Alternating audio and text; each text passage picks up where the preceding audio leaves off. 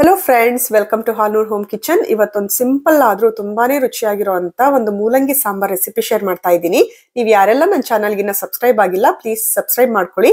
ಇದನ್ನ ಮಾಡೋಕೆ ತುಂಬಾನೇ ಬೇಗ ಮಾಡಬಹುದು, ಈಸಿಯಾಗಿ, ರುಚಿನೂ ಅಷ್ಟೇ ಚೆನ್ನಾಗಿರುತ್ತೆ. ಮುದ್ದೆ ಅನ್ನ ಎರಡು ಜೊತೆಗೂ ತುಂಬಾನೇ ಚೆನ್ನಾಗಿರುತ್ತೆ. ಇದಕ್ಕೆ ಕುಕ್ಕರ್ ಕೂಗಿಸ್ಕೋಬೇಕು ಮೊದಲು. ಅದಕ್ಕೆ ನಾನು ತೊಗರಿಬೇಳೆ ತಗೊಂಡಿದ್ದೀನಿ. ಒಂದು ಅರ್ಧ ಕಪ್ ಚಿಕ್ಕ ಬೌಲ್ ಅಲ್ಲಿ ಅರ್ಧ ಬೌಲ್ ಅಷ್ಟು ತೊಗರಿಬೇಳೆ. ಅದನ್ನ ನೀರ್ ಹಾಕಿ ಚೆನ್ನಾಗಿ ತೊಳೆದ್ಬಿಟ್ಟು ನೀರ್ ಚೆಲ್ಲಿ ಈಗ ಫ್ರೆಶ್ ನೀರ್ ಹಾಕೊಳ್ಳಿ. ಒಂದ್ 2 ಕಪ್ ನಾನು 2 ಗ್ಲಾಸ್ ನೀರ್ ಹಾಕ್ತಾ ಇದ್ದೀನಿ.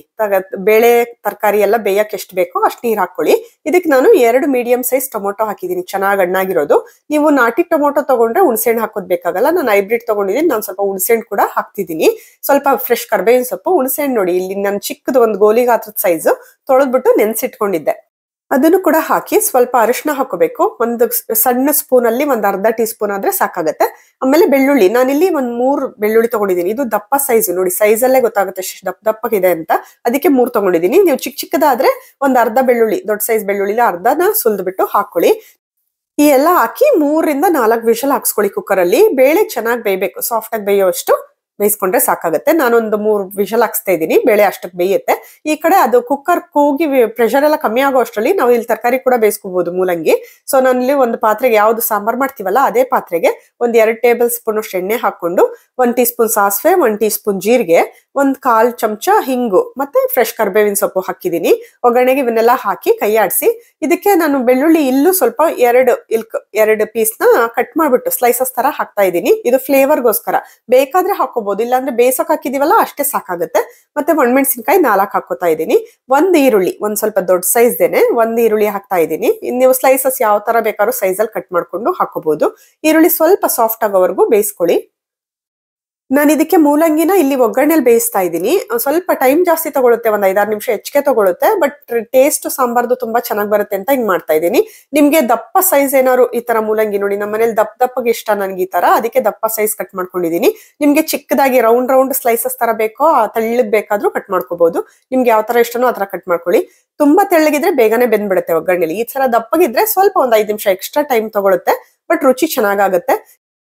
ಇಷ್ಟು ಸಾಂಬಾರ್ ಮಾಡೋಕೆ ನಾನು ಇವತ್ತು ಒಂದು ದೊಡ್ಡ ಮೂಲಂಗಿ, ಇಲ್ಲಿ ತುಂಬಾ ದೊಡ್ಡ ಸೈಜು ದಪ್ಪ ಸೈಜು ಉದ್ದದ್ದು ಮೂಲಂಗಿಗಳು ಸಿಗುತ್ತೆ, ಅದನ್ನ ತಗೊಂಡಿದ್ದೀನಿ. ಒಂದು ಈ ಚಿಕ್ಕವಾದ್ರೆ ಒಂದ್ 2 ಮೂಲಂಗಿ ಬೇಕಾಗುತ್ತೆ.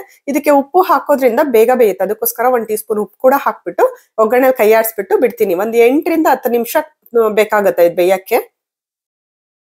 ಮಧ್ಯೆ ಸ್ವಲ್ಪ ಕೈ ಆಡಿಸ್ತಾ ಇರೋಣ. ಒಗ್ಗರಣೆಲೆ 1/4 ಬೇಯಬೇಕು, ಆಮೇಲೆ ಇದಕ್ಕೆ ಮಸಾಲ ಮತ್ತೆ ಇದು ಬೇಯಿಸಿರೋದೆಲ್ಲ ಹಾಕ್ಬೇಕಾಗುತ್ತೆ. ಇಲ್ಲಿ ಕುಕ್ಕರ್ ಕೂಡ ಪ್ರೆಷರ್ ಬಿಟ್ಟಿದೆ, ಅದನ್ನು ತೆಗಿತಿದ್ದೀನಿ. ಸೊ ಬೇಳೆ ಎಲ್ಲ ಚೆನ್ನಾಗಿ ಸಾಫ್ಟ್ ಆಗಿ ಬೆಂದಿರ್ಬೇಕು. ಮತ್ತೆ ಇಲ್ಲಿ ಕಡಿಬೇಕು ಸ್ವಲ್ಪ. ಇದನ್ನ ಒಂದ್ ನಿಮಿಷ 2 ನಿಮಿಷ ಕಡ್ಕೊಳ್ಳಿ. ತುಂಬಾನು ಏನು ಪೇಸ್ಟ್ ತರ ಅಲ್ಲ, ಸ್ವಲ್ಪ ಕಡ್ಕೊಂಡ್ರೆ ಚೆನ್ನಾಗಿರುತ್ತೆ. ಬೇಳೆ ಎಲ್ಲ ತುಂಬಾ ಕರ್ಗೋಗ್ಬಾರ್ದು, ಸ್ವಲ್ಪ ಬೇಳೆ ತರ ಇರ್ಬೇಕು, ಅಷ್ಟು ಕಡ್ಕೊಳ್ಳಿ ಸಾಕಾಗತ್ತೆ. ಇಷ್ಟು ಕಡ್ದ್ಬಿಟ್ಟು ಈ ಕಡೆ ಮೂಲಂಗಿ ಕೂಡ ಪೂರ ಬೆಂದಿದೆ, 1/4 ಅಷ್ಟು ಬೇಯ್ಬೇಕದು. ಒಂದ್ ಸ್ವಲ್ಪ ಟ್ರಾನ್ಸ್ಪರೆಂಟ್ ತರ ತೆಳ್ಳಗಾಗತ್ತಲ್ಲ ಅಷ್ಟಾದ್ರೆ ಸಾಕು. ಇದಕ್ಕೆ ಇವಾಗ ಫಸ್ಟ್ ನಾನು ಸಾರಿನ ಪುಡಿ, ಚಿಲ್ಲಿ ಪೌಡರ್ ಹಾಕ್ಬಿಟ್ಟು ಮಿಕ್ಸ್ ಮಾಡಿ ಆಮೇಲೆ ಬೇಯಿಸಿದ್ ಹಾಕೋಣ. ಸಾರಿನ ಪುಡಿ ನಾನಿಲ್ಲಿ ಮನೇಲೆ ಮಾಡ್ಕೊಂಡಿದ್ದು ಸಾರಿನ ಪುಡಿ 2 ಟೀ ಸ್ಪೂನ್ ಹಾಕ್ತಾ ಇದ್ದೀನಿ. ನೀವು ಯಾವ್ದಾದ್ರು ಹಾಕ್ಬೋದು, ಅಂಗಡಿಲಿ ಸಿಗೋ ಸಾರಿನ ಪುಡಿ ಯಾವ್ದಾದ್ರು sambar powder, any sambar powder ಚೆನ್ನಾಗಿರತ್ತೆ, ಹಾಕೊಳ್ಳಿ. ಮತ್ತೆ 1 ಟೀ ಸ್ಪೂನ್ ಅಷ್ಟು ಕಾಶ್ಮೀರಿ ರೆಡ್ ಚಿಲ್ಲಿ ಪೌಡರ್ ಅಂತ ಬರುತ್ತಲ್ಲ ಅದನ್ನ ಹಾಕ್ತಾ ಇದ್ದೀನಿ. ಅದು ಖಾರ ಕಮ್ಮಿ, ಕಲರ್ ಚೆನ್ನಾಗಿ ಬರುತ್ತೆ. ಒಣಮೆಣಸಿನಕಾಯಿ ಕೂಡ 4 ಹಾಕಿರೋದ್ರಿಂದ ಸಾಂಬಾರ್ ಖಾರ ಸರಿ ಹೋಗುತ್ತೆ. ನಾವು ಕುದಿಸಿದಾಗ ಒಣಮೆಣಸಿನಕಾಯಿ ಖಾರನು ಸ್ವಲ್ಪ ಬರುತ್ತೆ ಅಂತ.